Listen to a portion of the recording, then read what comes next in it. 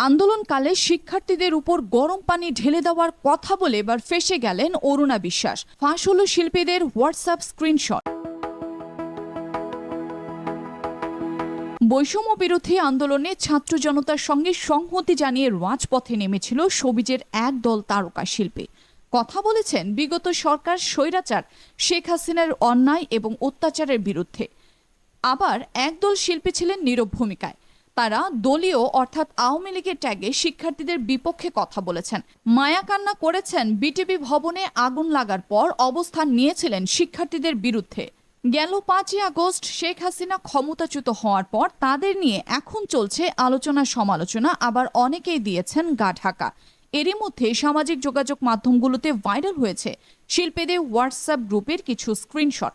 3রা September সকাল থেকে ফাঁস হওয়া সেসব স্ক্রিনশটে দেখা যায় আন্দোলনকারীদের উপর গরম পানি ঢেলে দেওয়ার কথা বলেন অভিনেত্রী অরুণা বিশ্বাস।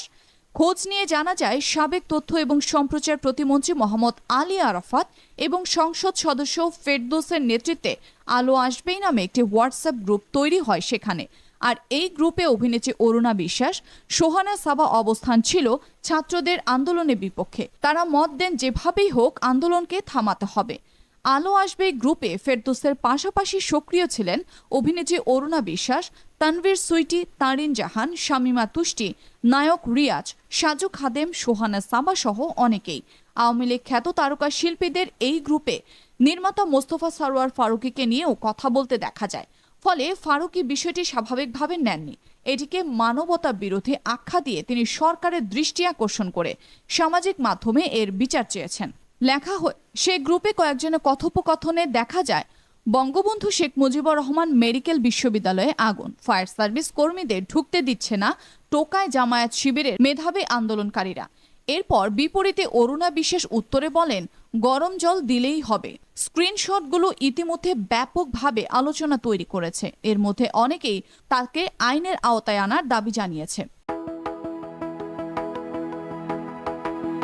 এদিকে নিজের পক্ষে আত্মসমর্থন করে অভিনেত্রী জ্যোতিকা জ্যোতি গণমাধ্যমকে বলেন, আমাদের একটি গ্রুপ ছিল, এটা সত্য।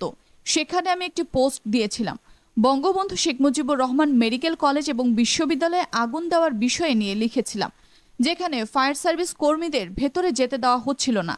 আমার কাছে বিষয়টি খারাপ লেগেছে। হাসপাতালে কিভাবে মানুষ আগুন দেয়, সেখানে তো আমার আপনার পরিবারের সদস্যরাই জীবন বাঁচাতে চিকিৎসা নেওয়ার জন্য আসে।